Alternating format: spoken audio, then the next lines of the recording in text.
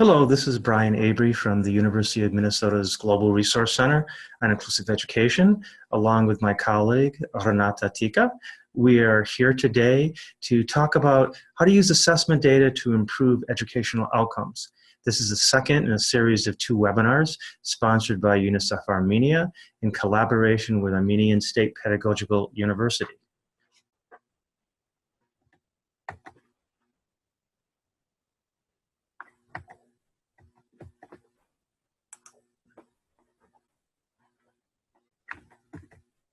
So today, as I said, we're going to be focusing on formative assessments for students with significant cognitive disabilities. We'll first talk about the importance of using formative assessment with this group of students who over the years has been virtually ignored with respect to assessing the progress that they're making in school. We'll talk a bit about some of the issues that we face when developing assessment for students with significant cognitive disabilities. And then we will spend most of our time discussing an assessment system that has been developed here at the University of Minnesota's Global Resource Center called MANGO, Monitoring Assessments for Necessary General Outcomes. And again, this is an assessment system specifically for students with significant cognitive disabilities. If we look at the large-scale assessment instruments that we currently use with students with disabilities, they make an assumption that all children are exposed to approximately the same degree to the same learning opportunities. Research indicates that especially for students who have significant cognitive disabilities, that this just isn't the case. The other difficulty we have with large-scale assessment instruments is they are nowhere near sensitive enough to small changes in skill development, such that teachers indicate that they really don't reflect students' performance in the classroom. In the United States, alternate assessments based upon alternate achievement standards have in the last 10 to 15 years been used with students with significant cognitive disabilities. Again, these assessments, even though they have been designed specifically for students who have more intensive support needs, have shown inadequate sensitivity. Many of the instruments, for example, are not capable of detecting small changes in skill development or content acquisition. It's really critical for students with the most significant cognitive disabilities because they progress more slowly than their peers, but we still want an assessment instrument to be able to show the progress of the growth that they're making. And then finally, there really are not that many assessment instruments available in the US and internationally that have been proven to be valid and reliable measures that allow us to assess the development of learners who have very significant support needs. So when we think about the issues that we face when developing assessments for students with the most significant cognitive disabilities, there are many. A lot of flexibility is needed when assessing students who, for example, are deaf-blind, who have extremely limited physical movements, who have limited intellectual or cognitive skills, who may be nonverbal because of their cognitive disability or because of an autism spectrum disorder. These students oftentimes require alternate ways of accessing and responding to academic content. At this point, we have relatively limited research in demonstrating how to define and teach academic skills to students with the most significant cognitive disabilities. There are a lot of teachers who attempt to adapt existing academic and curricula for learners with intellectual disabilities, but in many countries, just the mere fact of teaching academic skills to these students is a relatively new endeavor. And a lot of teachers don't have access to curricula because a lot of curriculum development for this group, especially curriculum development focused on academic skills, has not been done. Most of the development in curricula has focused on the acquisition and refinement of functional skills. In the early 2000s, so about 17 years ago, Diane Browder from the University of North Carolina showed that teaching academic content to students with intellectual and developmental disabilities or significant cognitive disabilities via using a functional learning curriculum was just not sufficient. Her research showed that while such students could learn sight words and could use them to read labels or simple instructions, that this functional approach didn't effectively address the students' phonetic understanding of words, leading to a lack of generalization. If they hadn't been exposed to a word previously, they weren't able to use the word attack skills that they had developed to sound the word out. So again, this had a very significant impact on their vocabulary and on their comprehension of concepts. Now, more recent research indicates that students with even the most significant cognitive disabilities, if provided with high-quality materials and a program which spends sufficient time teaching them to read, can learn to effectively read. In the United States, we currently have 3 different curricula that have been developed and validated with these students in mind. The 4 Blocks reading curriculum, Erickson and her colleagues. Diane Browder's Early Literacy Skills program, an early literacy skills builder for older students. And Jill Aller's research-based techniques for teaching basic reading skills for students with significant cognitive disabilities. All of these programs have been researched, and all of these programs, if they have yet to meet the criteria for being evidence-based approaches to teaching reading, are considered to be extremely promising approaches for literacy instruction with students with significant cognitive disabilities. So we now know that if we provide the right materials, if we provide a sufficient opportunity to learn to read, these students can develop much more than the basic reading skills that we previously thought were all they were capable of. So under the right conditions, the reading abilities of students with the most significant cognitive disabilities can be developed far beyond simple sight words.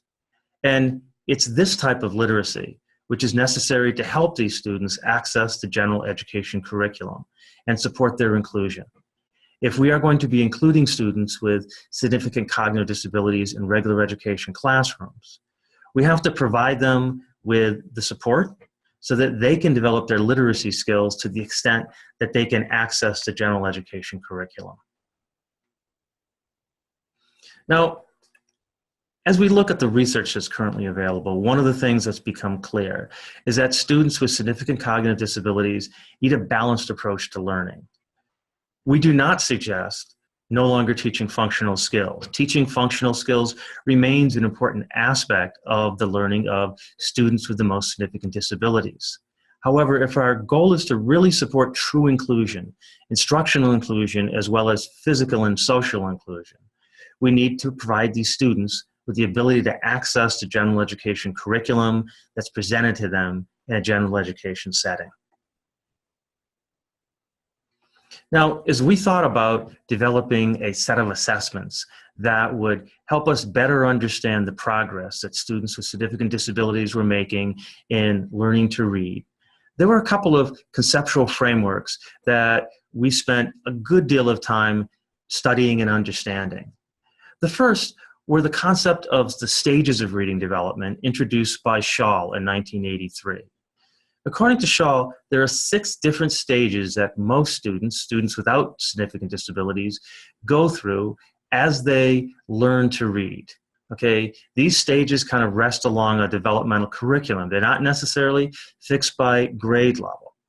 The model recognizes that for the types of students we're talking about today, students with the most significant disabilities, okay, they may achieve these different stages at very different ages. So we've tried to be really flexible in how we've interpreted these stages of reading development.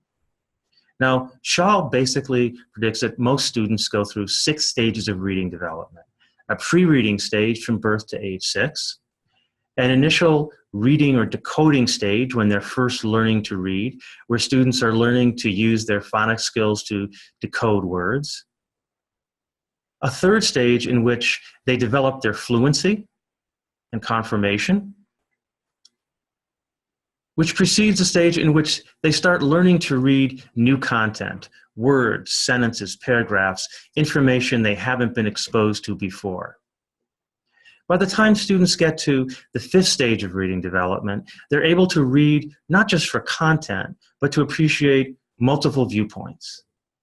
And then as that child becomes a young adult, okay, they develop the skills to really engage in both construction and reconstruction of the material that they're exposed to through reading. A second important model that we used, or framework we used in developing our Mango assessment system, was that came out of the National Reading Panel. Back in the early 2000s, they did an evidence-based assessment of the scientific literature on reading and really took a close look at its implications for reading development.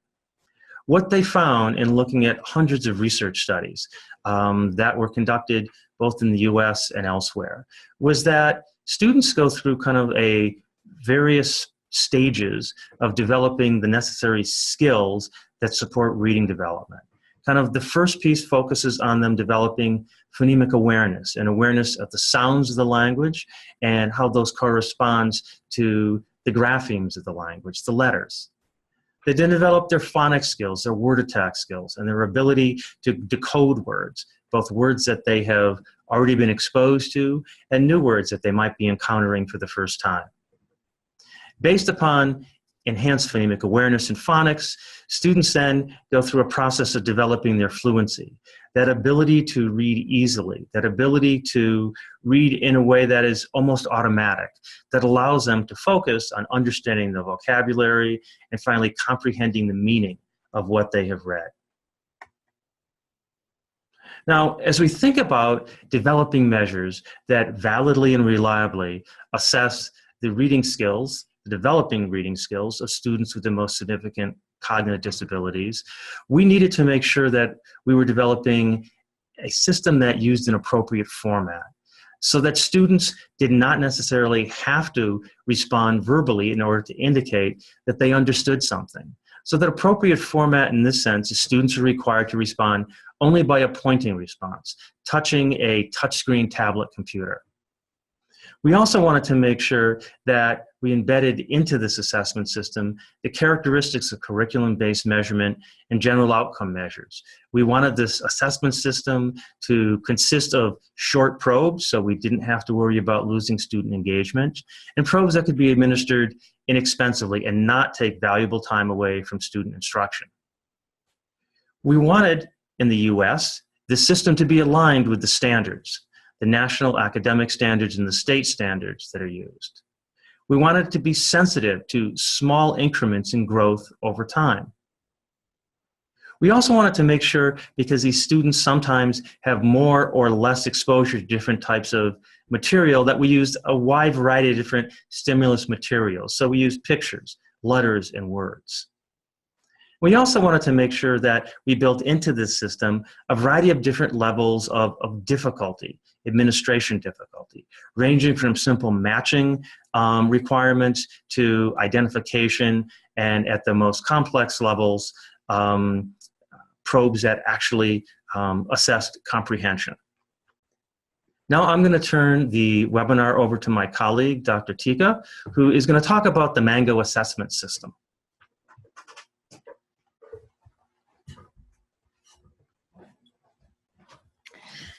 So we'll transition to talking about the actual system Mango that went through several stages of development.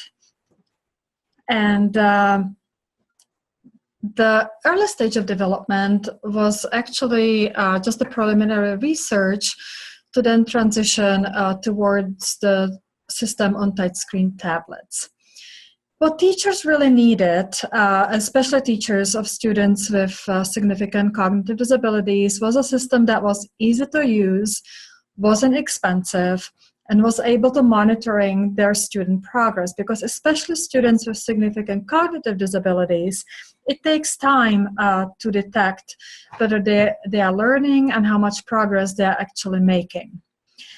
The other important point was that the system had to be reliable and valid. So meaning that we could say with high probability that the student who is responding to the system, you know, in 1 month and then is responding to it again in the next month, that the system is really consistently measuring what it's supposed to measure, you know, be it literacy, be it math. The system also has to be valid. So it means that we can't just develop a system that we think is measuring literacy for these students, but it's really measuring what we consider to be pre-reading and reading skills. Another important point is that the system has to be closely tied to the local education needs and context. So what this means is that I can't just take a system of teaching reading and pre-reading in one country, in one region, and then just use it without any changes in a totally different area with different curriculum, standards, or expectations. The system also needs to be easy to understand for the students and easy to use for the teachers. And it cannot be time consuming or take extra time for administration or scoring. Now, another important component is that many students with significant cognitive disabilities have very limited communication skills or can be nonverbal. So the system was designed specifically with these students in mind. We developed the system with a specific prompting system in mind, because especially when the child is learning to do these assessments, they need some time to get accustomed to the assessment system or acquire testing behavior. The system of prompts is applied to the first 3 cards, so the model card and then especially the 2 practice cards. When the students are provided with the system of 4 prompts that include repeating of the administration directions, then actually showing the student the correct answer, and if they cannot identify the correct answer even after that by themselves, using hand over the hand prompt to actually point to the right answer so that they understand the procedure, the system, what they're supposed to do with these types of assessments.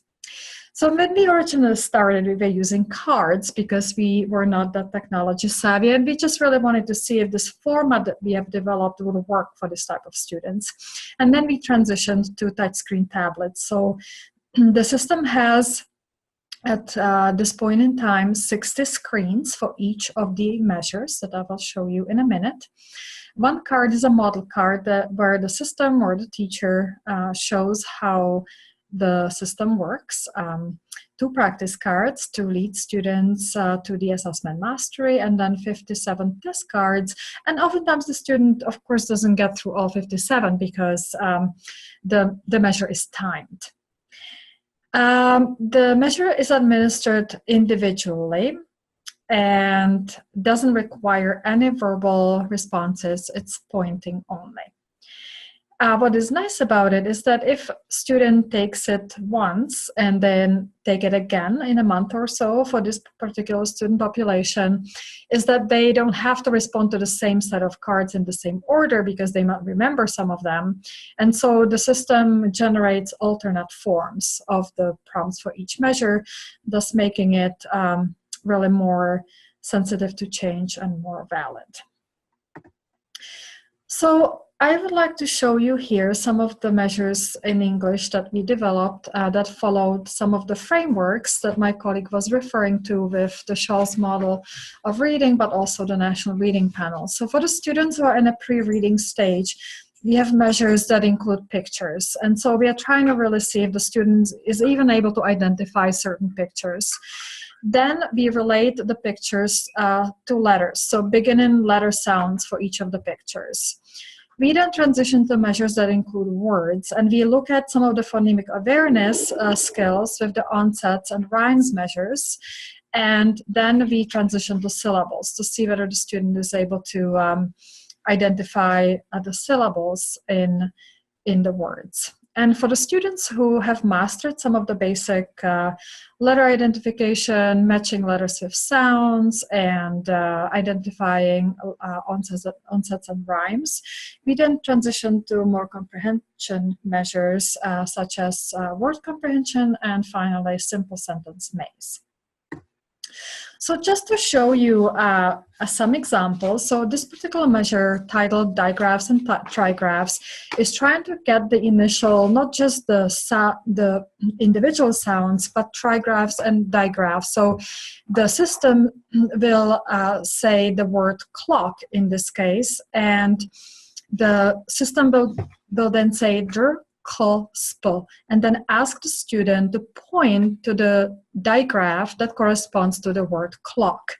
And after 5 seconds, it cycles to the next card, and within the 5 seconds, the student is expected to point to the correct digraph or trigraph.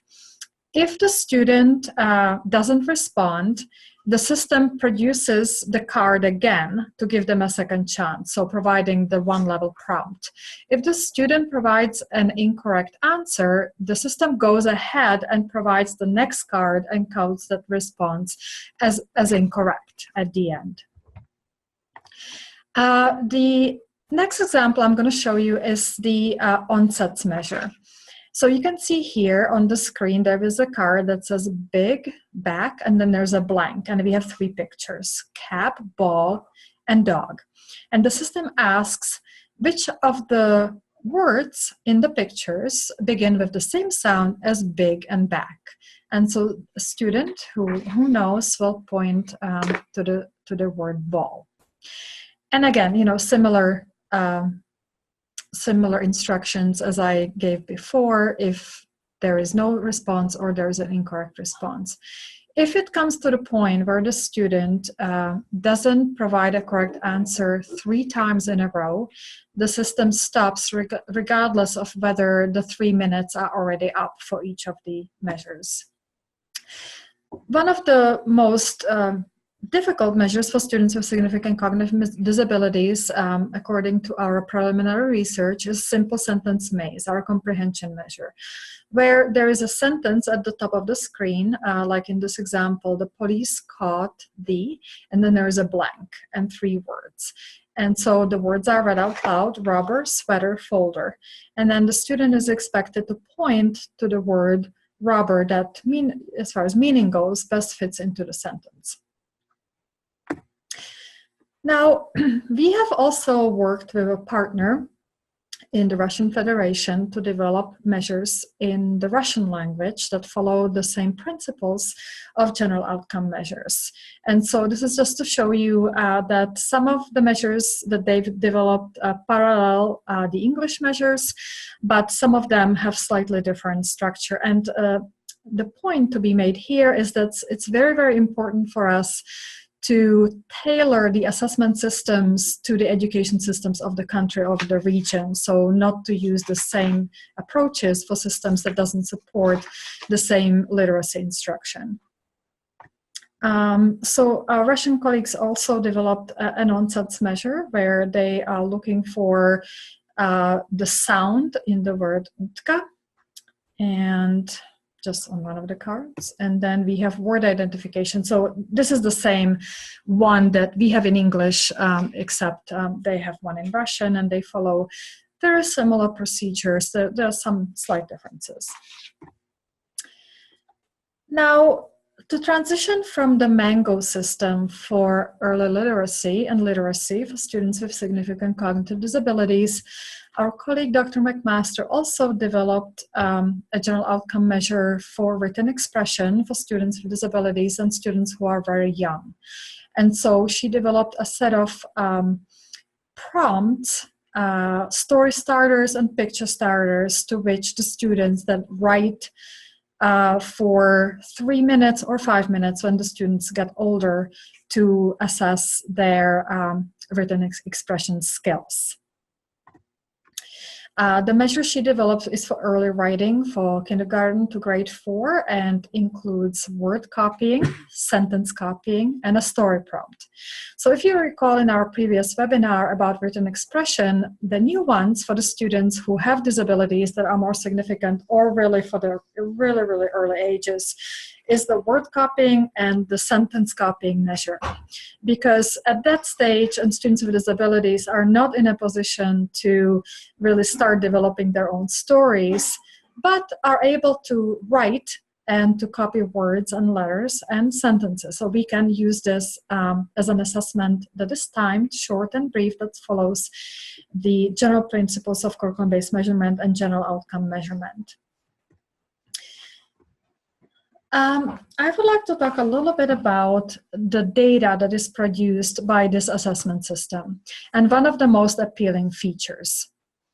So it is designed not just to assess achievement or performance like many other tests, but it is designed to really see if the student is learning and making progress. So when the teacher decides that they're going to monitor the student progress, they first need to collect a set of data, probably using a variety of some of the measures that we talked about. So for example, they would use a picture matching measure and a letter identification measure and maybe a phoneme to letter correspondence measure. The student is really at the beginning of their reading instruction. And then administer those measures at least twice to get a more reliable score. That's called a baseline. Now, after that, the teacher gets a sense if the student is getting, all the 57 cards correctly. Obviously, they have mastered that particular skill, so they need to select a measure that is a better representation of the stage of learning where they're at, and they can still improve. So they would maybe move towards the syllable measure or the digraph or trigraphs measure if they are still working on word decoding skills, or move to some of the comprehension measures, the word or sentence. Now, if the student is, let's say, via a month, 2 months down the line, the student is really not progressing, the teacher is not sure if they are learning the way they should towards their goal, they really need to implement an instructional strategy that is in addition to what's already happening in the classroom. So they would either implement one of the programs that my colleague talked about that emphasizes certain literacy skill. They could use a supplemental instructional method where they would work with the student one-on-one or focus more on direct instruction or any other strategies that might help the student perhaps with vocabulary. And again, the next month they would administer a set of assessments at the right teaching and learning level of the student and see whether there is an improvement. And so they would graph the scores of each measure they are administering to see the trend line towards their goal. Now, the graph I showed you was a hand graph that, of course, a teacher can use. But what's really nice thing about the Mango system that we developed is that the graphing is automatic. It's based on the scoring that is done by the system. And you can see there are two examples of graphs here on the screen. The one on the left indicates, one student's performance about every month, to show that after summer or, the teacher was going over skills that they have learned and they have practiced a lot. So the student is doing pretty well. And then they probably introduce a new skill or new aspect of reading and the student scores go down. And then teaching is being effective and the student is improving again. The second graph is just a different graphic representation of the same data, but with the orange colored ends of the bars indicating the number of incorrect responses for the particular measure. So you can see how useful this would be for teachers to have automatically student reading performance at the right reading level scored and then graphed, and working with the team of teachers, showing the parent, showing the student how they are progressing toward their goal line that might be written into their individualized education plan or something they have set maybe for a short term. The whole point about assessment, Mango included, is to show whether the student is making adequate progress in an inclusive curriculum.